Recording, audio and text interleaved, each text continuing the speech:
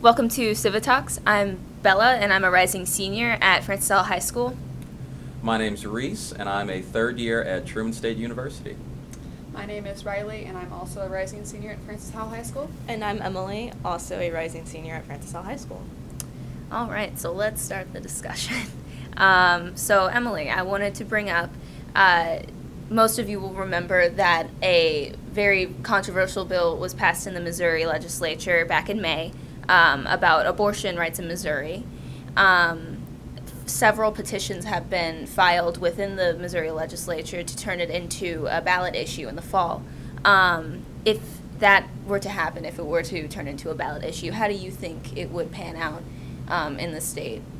I think that if it was to become a ballot issue, the abortion bill would be struck down because there has been a lot of pushback from not only just the pro-choice side of the issue, but also the pro-life side of the issue because of the restrictions on rape and incest. And even in the debate in the House when the bill was getting passed, many of the representatives were saying that their constituents, although they're mostly pro-life, did not agree with the bill and they didn't want it passed in the first place. Yeah, that's...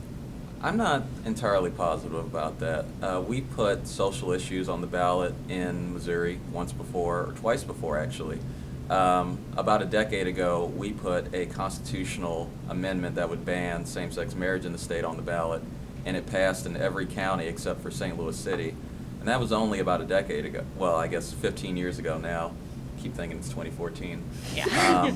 And also, but conversely, we also had stem cell research on the ballot, and that passed just very narrowly. And all that's to say is that Missouri voters are, I think, probably a little more conservative than we're giving them credit for. I mean, Donald Trump won this state by something like 19 points, and so I'm worried that if it were on the ballot, that the abortion ban would be upheld, and then we'd be on the losing side of an argument that we should be winning, because it is about human rights, fundamentally.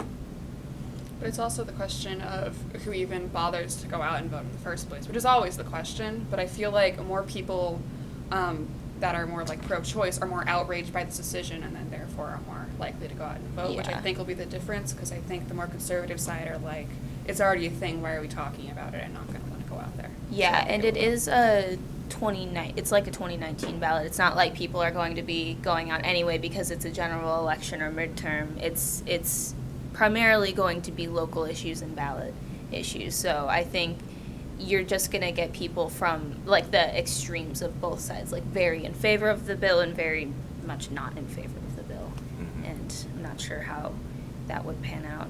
What- But I think it would be more pro-life, and we might be in a bit of a sticky situation because of that. It also will depend on, if it does make it to the ballot, what month it makes it in. If it's in August, like Prop A was, and Prop A was defeated 2-1, that's probably good for the pro-choice side. But if it's in November, along with down ballot races for governor and president, then I think it probably would lose. But you can't really know, because there are a lot of people, I think, who are, like you said, count themselves as pro-life but think this bill was too extreme. And we'll see what happens. Yeah. You know. Yeah. Yeah. All right, okay, moving on. Reese, I have a question for you. You're the oldest one here, obviously. Okay. So, Yes. So what do you think about letting 16-year-olds vote on issues that relate more closely to them, like school districts and driving laws? Okay, so I have a complicated view of this. I think it is perfectly fine for 16-year-olds to vote for school board and more local issues. But if we start talking about statewide races or presidential races or even presidential primaries, I'm not in favor of that necessarily. And I guess I'll go into why that is. Perhaps you'll disagree with me. I figure that you might, because you're all 10 or so. Yeah. All right. So most comparable Western democracies don't have the voting age at 16. It's 18, and the nations that do have it at 16 are like Nicaragua or Argentina or something, but not the United Kingdom or Canada or anywhere that is, pretty much like the United States economically, politically, and so on. And then you think about the laws that we already have in place. you can't work more than 40 hours a week full-time if you're 16. You can't drive without an adult if you're 16. And a lot of the restrictions that we placed on tobacco and alcohol are going up, not down, because as a society we've decided that you have to be more mature to handle those things. And I think the same could be said with voting in big elections.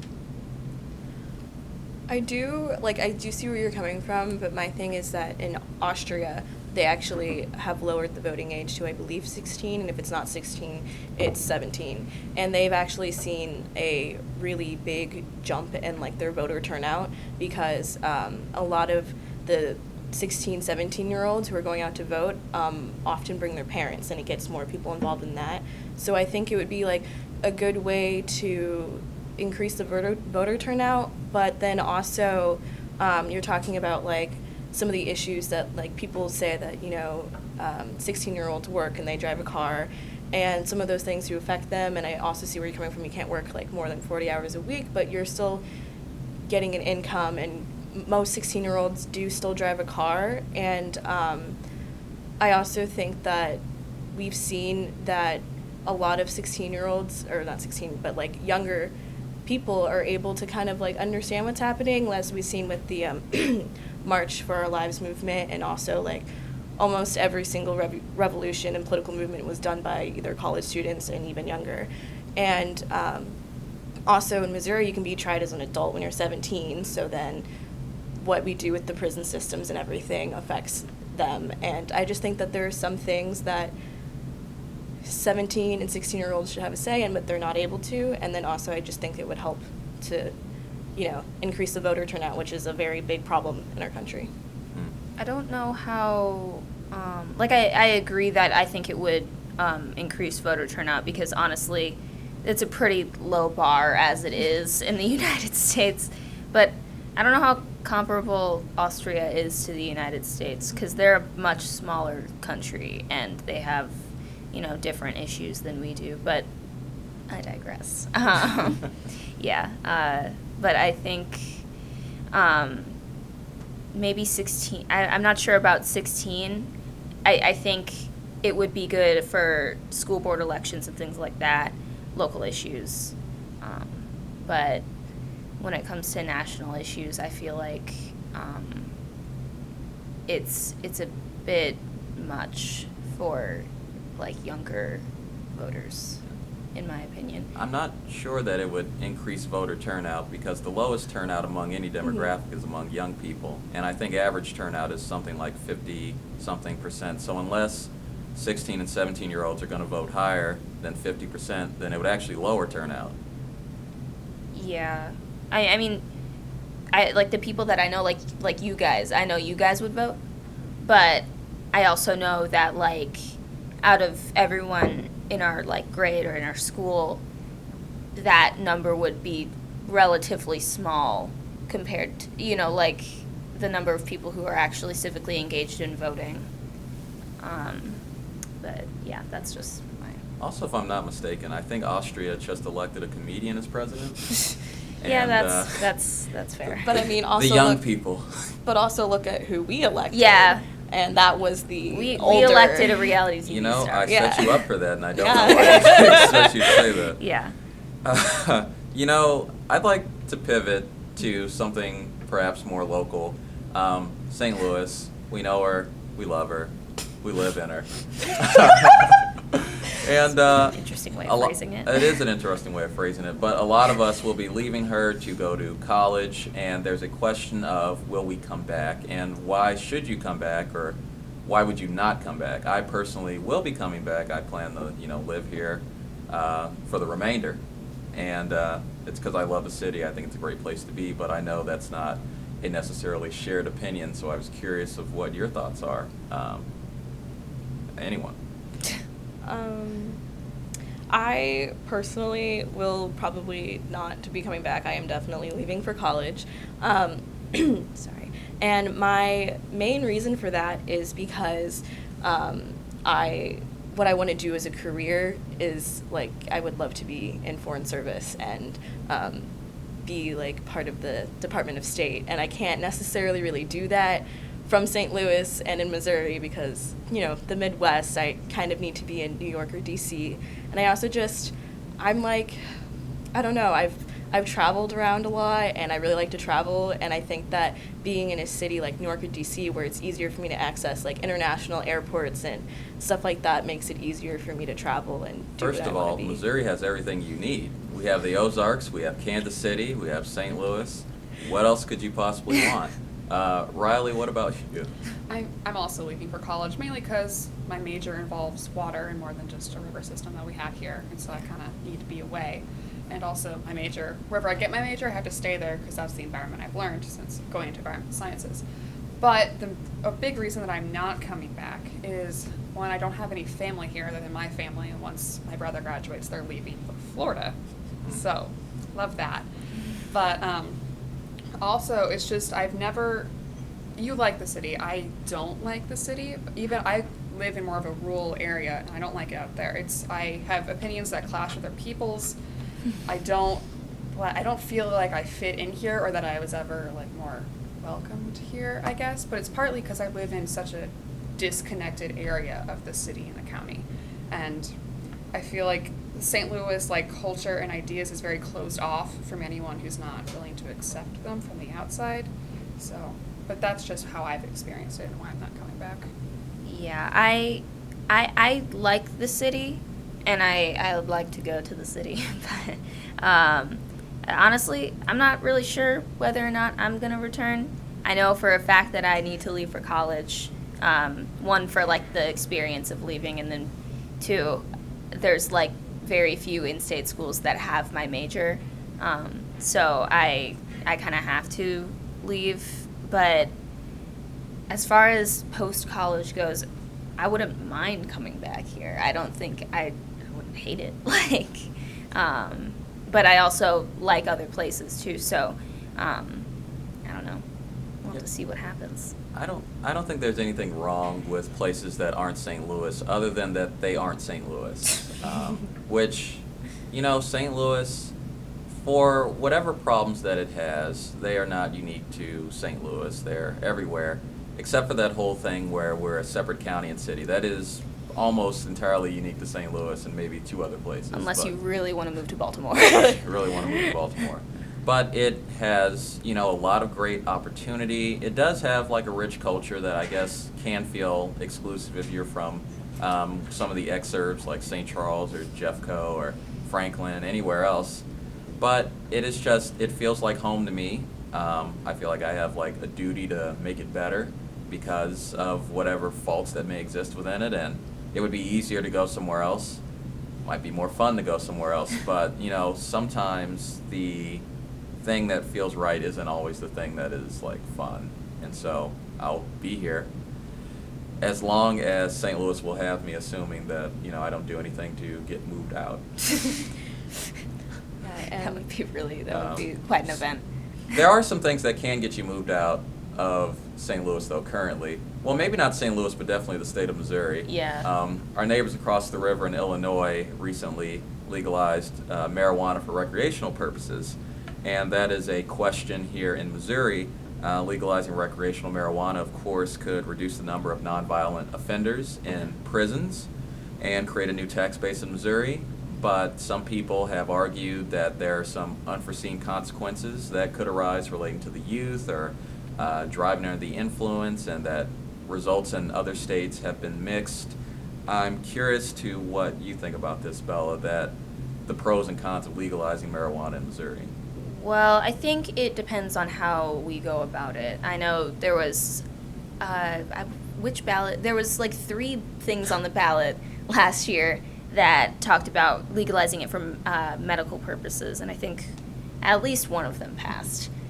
I don't know which one. Amendment 2, I think. Yeah, all I know is that there were 3 and they all did different things. But I think if we are to legalize recreational marijuana, we need to drastically lower the sentences for people who are in Missouri prisons who were put in for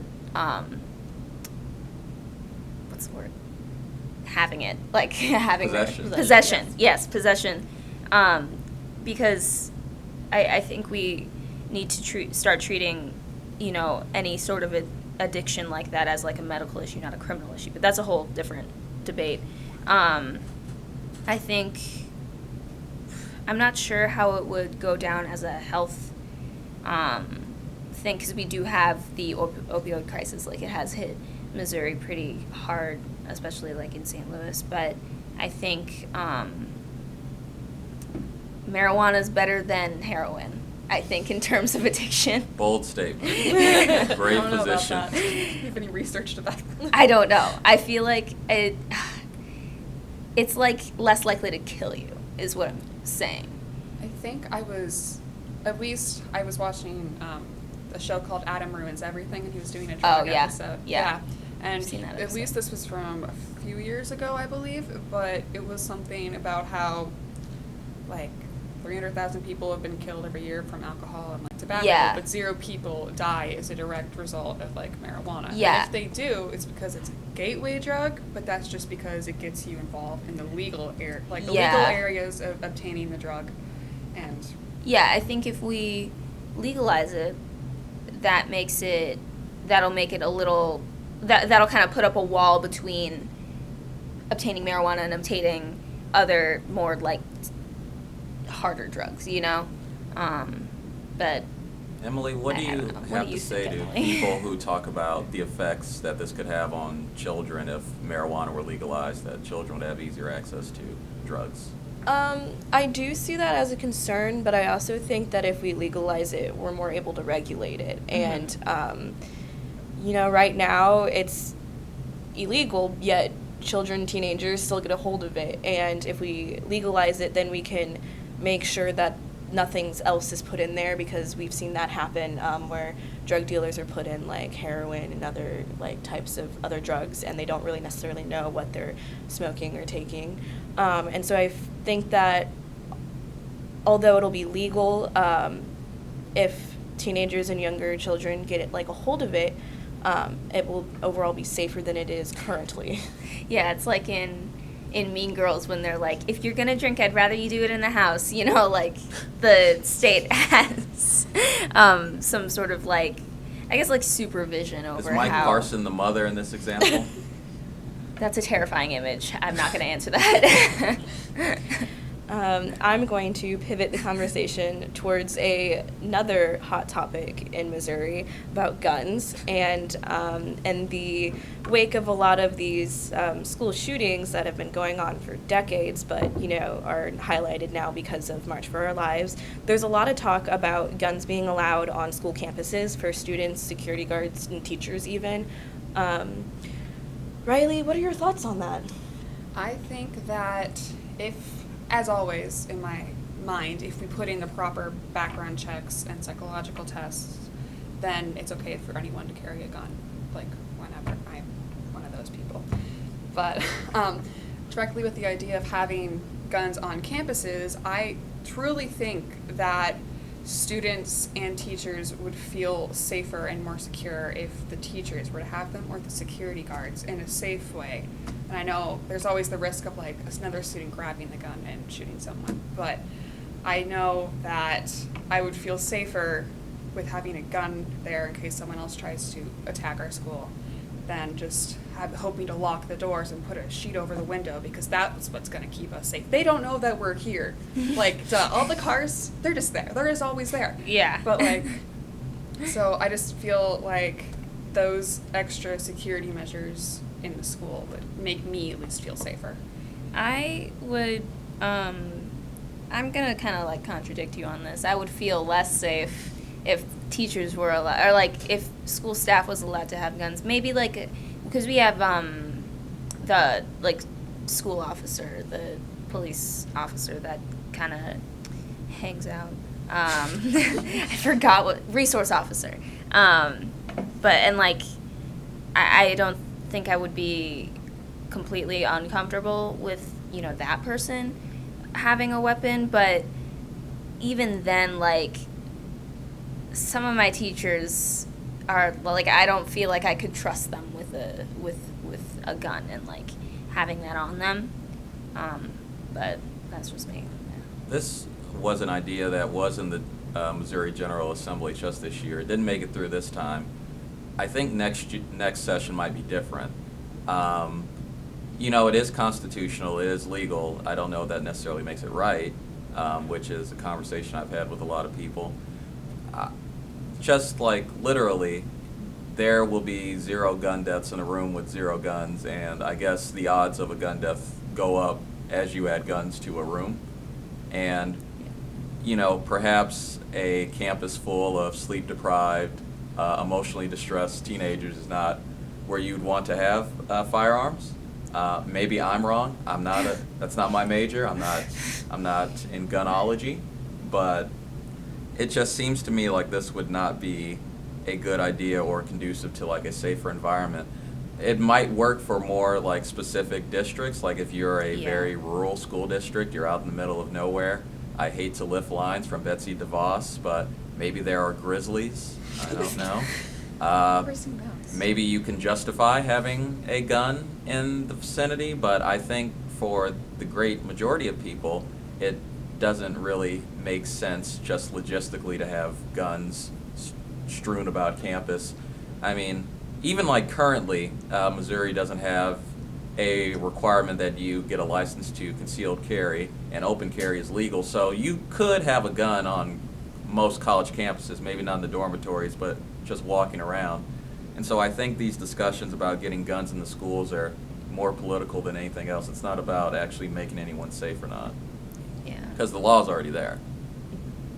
And I think that a good point to bring up is in high school, a lot of teachers are female, and you also have students who are like football players and who are like, like over 6 feet tall and like weigh 200 pounds. And that would be a situation where it's just, I think it would just be all too easy for someone to, get a hold of a gun, just logistically. And I just don't think it would necessarily make it a safe environment. I do understand where you're coming from, that like,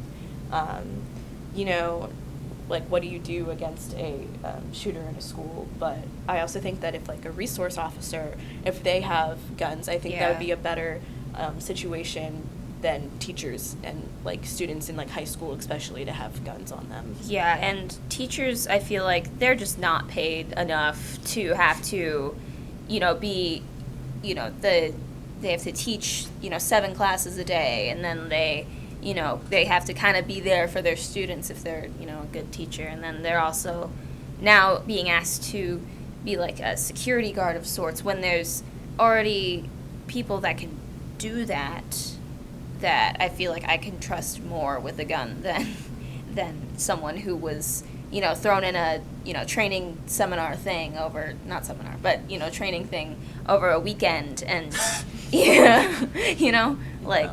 I also don't know what it says about us as a society that we're trying to prepare teachers how to combat a school shooter instead of trying to stop school shootings. Yeah, like I feel like there's a lot more like if we kind of like step back in the process a little bit, we can kind of get to the root of the issue, and there's a lot of things that we can do that aren't giving teachers guns. I reject the premise that we have to live in a country that has school shootings, but that seems to be what this is based on. Yeah. All right.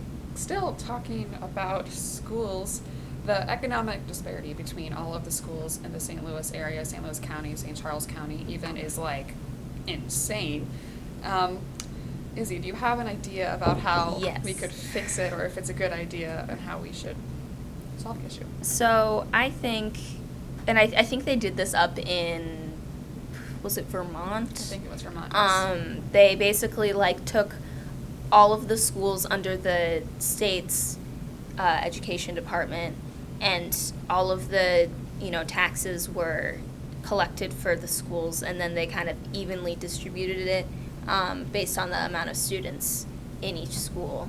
And I feel like we should do that in Missouri, because it's really unfair that like at some schools in the county they can have like my grandma taught at a school where they could they gave out iPads to the kids that they could just have, and like a lot of schools have like school laptops and things like that. But then like at my middle school, one of my we had to duct tape our laptops to fix them, and because they couldn't afford any more.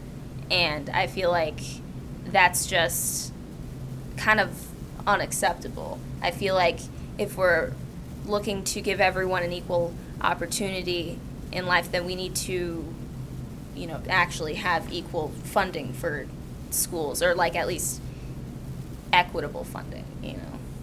That's just how I feel about it. What really bothers me is in this state, for the last, maybe as long as any of us have been alive, maybe not me, because it's been said that I'm old, Republicans in the General Assembly haven't expanded the supplemental funding for K through 12 education as well as higher education. And so we can talk about the problems in the metro area of whether one school has laptops and one school has the duct tape laptops, but there are schools like in Warren County that are only going 4 days a week and have no laptops. And that is like it's a statewide problem of equity, but like in St. Louis specifically, it's not even just a rural urban thing. It is old and race-based. You think about what school districts have money and which ones don't, and how everything is based on property taxes. And you look at our history of redlining, it becomes pretty clear that this is like a racist thing that's been going on for a couple generations now. Yeah. And I think it's just like, I don't know. I think it could, if we did like the equitable funding thing, that could really like just level out the playing field, I guess. And it could, I don't know, we have a lot of, racist institutions in the state. And I feel like it could at least like start to mitigate that issue, Let me ask this. A couple years ago, there were students from Normandy who were allowed to come into Francis Howell in St. Charles County. Do you think parents in St. Charles would be on board with merging school districts with neighboring schools, or perhaps creating some larger metropolitan school district? Unfortunately, no. When that whole merger was happening, it did not go over well with parents. Did not. There was a lot of pushback from parents, and I remember I was maybe in 6th grade when this happened, and there was kind of a lot of confusion between students because no one would really kind of explain what was necessarily happening, and you could just feel the tension throughout the school, and it was not a very positive welcome, unfortunately. There was also, I think, the idea of merging school districts. Again, I don't think the St. Charles people would be mostly in favor of that, but even if we were to do it and say everyone was all on board for it, I still think that distributing the money more equally would be a better solution than busing everyone in. Because I remember those Normandy kids, I was friends with a lot of them, they would have to get up to get on the buses at 4 in the morning. That's ridiculous. Because they would always have to eat lunch, breakfast in the cafeteria, and I always felt so bad for them because I had to get up early, and if I was getting up that early, I would not want to go to school at all, and how could I focus and get a good education even going all the way here? So I think rather than trying to merge all the school districts together, just giving everyone enough money is a better idea. I don't think merging them together, but at least having that equal funding aspect, I think, would really change a lot of things for the lower income communities. Well, St. Louis City Public Schools has actually pretty high spending per pupil. So the actual solution might extend past funding for schools. It might include, rebuilding neighborhoods and providing, opportunities in some communities because, spending, throwing money at a problem doesn't really make it go away, but it may be a more holistic solution that involves a lot of different things. But would St. Louis do that?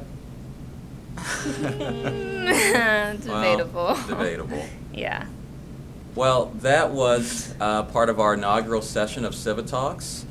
It was good to be with all of you and have these discussions, and I hope we can have more in the future.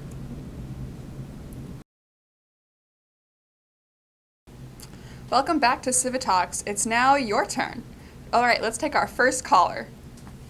Hi, this is Maggie from Webster Groves, and I want to focus on your second topic of 16-year-olds voting. So, as we know, a lot of young people want to vote, and they learn about civics at the age of 16. And you mentioned voter turnout and how 16-year-olds would increase that voter turnout. Are there other ways that you think would help our voter turnout? Maggie from Webster Groves asked how we could increase voter turnout in other ways. Honestly, getting more issues on the ballot to vote for that people care about more, like the abortion topic, people care about that a lot. When Prop A came out, people had no idea what it was, but they saw a lot of flyers and like yard stands for it, so a lot of more people just voted no because they saw that and went with what the majority of people thought. So I feel like more awareness and larger issues will definitely bring in more attention. I think also making Election Day more of a priority for the American people would be a good way to go around it. Like making it a national holiday is like something that's been discussed in the past, and I think that would really help because a lot of people, we only have one day for voting, and it's within a set amount of hours, and a lot of other countries have multiple days, and I think at least helping some people like get off of work that day would probably help to increase voter turnout. I also think that I know in some places it's really frustrating, difficult to get a voter ID, and so I think that making that whole process easier and more accessible to just voters in general will help voter turnout as well. Okay, on to our next caller. Hi, my name's Claire. I'm from unincorporated St. Louis County. So many kids in my school district definitely face gun violence in their neighborhoods. And I just don't think that they need to be confronted with the trauma of seeing someone with a gun in their school, whether it's a teacher or a school resource officer or anything like that. So I just wanted to say that I agree with Reese when he said that maybe this would work in specific districts, but teachers in city schools, especially St. Louis public schools, should not be able to carry guns.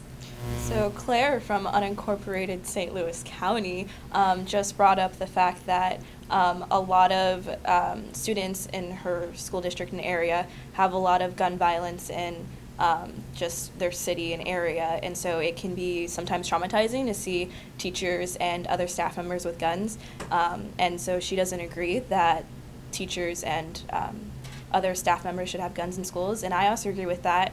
At Francis Howell, one of our teachers actually got shot basically on our school property in like the after school hours, but there was still a lot of clubs going on, and one of my close friends is actually really traumatized by it because she was there, and unfortunately she still has a lot of issues with that because it was a very scary event that happened. I think guns in school is like a very localized issue. So I think for people probably more around where we live, it's probably a lot easier to implement guns in schools and things like that because people are a lot more used to guns because people are just generally they have more positive experiences with guns, I guess, around by us. But I can see why people out in neighborhoods with more gun violence would not be in favor of that. So I see where you guys are coming from, true, but I think the idea that people are never like see guns until they're actually in an act of violence is not true. Guns are sold in Walmart. Like, guns are everywhere pretty much, and I think the idea of just seeing it could trigger some idea is not usually true, and I don't know how much of a triggering of a sight is worth if it could actually help prevent another school shooting in that sort of situation. all right, next caller. Hi, I'm Sophie from Baldwin, and to follow up on having guns in schools, we're already facing a shortage of school teachers, and so how do you plan to address the issue that having school teachers being required to carry a gun would cause? Because a lot of school teachers would then leave teaching because they're uncomfortable with carrying a gun. Yeah, I mean, I don't really agree with the idea, like personally, I don't agree with the idea of having teachers possess firearms on school grounds, mainly because they're not paid enough to take on that additional role in the lives of students. So, yeah. I also think that you brought up during the discussion that most of the time when teachers get training to do additional stuff, it's like a few days and then they're like, okay, you're ready to go. And I don't think that school districts can allocate like enough training, enough time for them to properly handle guns. And so like I also just don't agree and really see how it's like feasible to have teachers equipped with guns properly in schools. I'm going to clarify my position a little bit here. I'm not saying everyone should have guns in schools. only if the teachers want to have guns in schools should they be allowed to bring them. But I feel like I'd be creeped out if a teacher was like, oh yeah, I want a gun. I have a gun, guys. We better not talk when I'm talking. No, it's... I get the whole creeping out thing, but I also, for my own feelings of safety, I think that if they truly feel that in order to help keep their kids and their classrooms safe, they should be allowed to if they really want to, and of course have the proper training.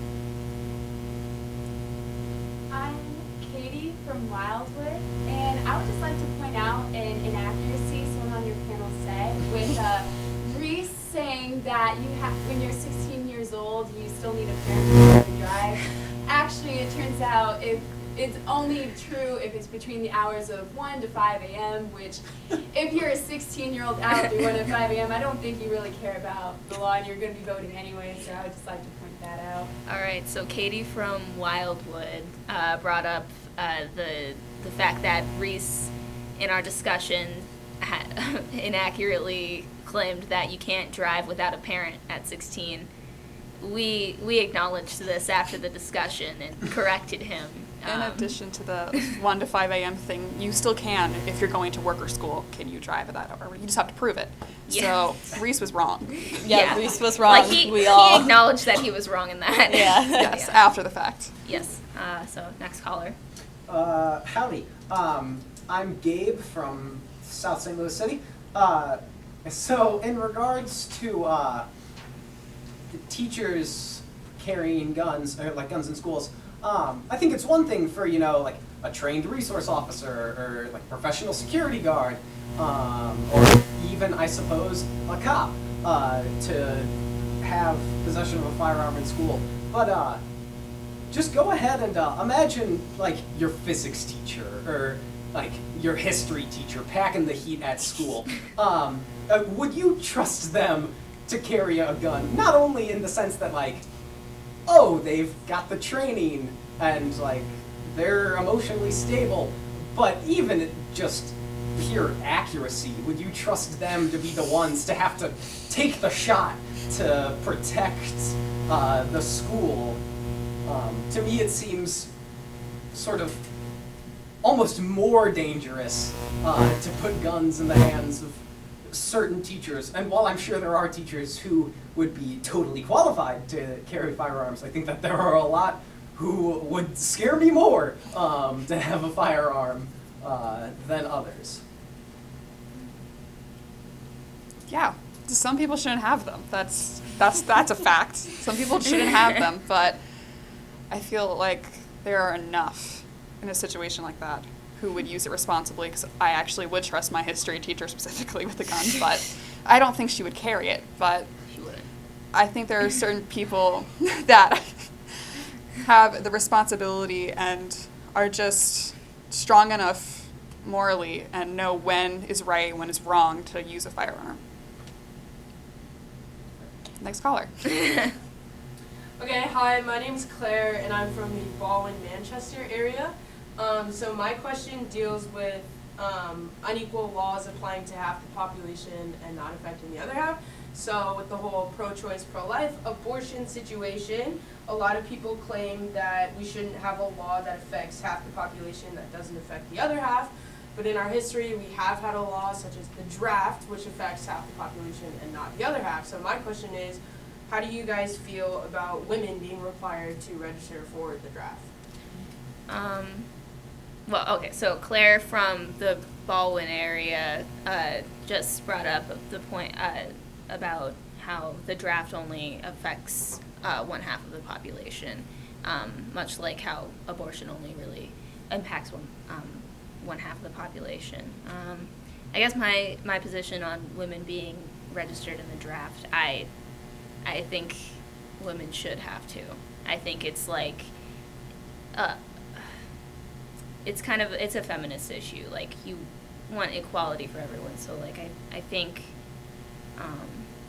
requiring women to register for the draft is like, it's really only fair, because subjecting only half of the population to the horrors of war on like a kind of like a forced basis is entirely unfair to me. Personally, I don't agree with the draft in general for anyone, but I do think that if we're going to have one instituted in the United States, it should apply to everyone and not just one part of the population, but I just don't think that there should be one in general. Yeah, because there was like the whole thought behind having only men register for the draft was like, someone has to stay home and like care for the children, and it's like, if even if they do have children, I think it should be like more of a choice over whether like who stays and who goes. If they're going to be forced to go. There is already like certain provisions in the draft that if you have a certain job, or if you, like, I think maybe not anymore, not like back in like Vietnam, but I know now there's like certain things in the draft that like, or if your like wife is pregnant or something like that, you got like extra leave time, or at least you were like pushed back later on the draft list. So I do think that women should apply for the draft. And even then, with the whole argument of like women have to stay home with the kids, that kind of ideology doesn't work, because a certain amount of people, they're still taking the same amount of people from the draft. And the same different amount of people are staying, so there's more people to stay back anyway, both men and women. Yeah. All right, this has been your turn for Civitalks. We guess we'll see you guys next time.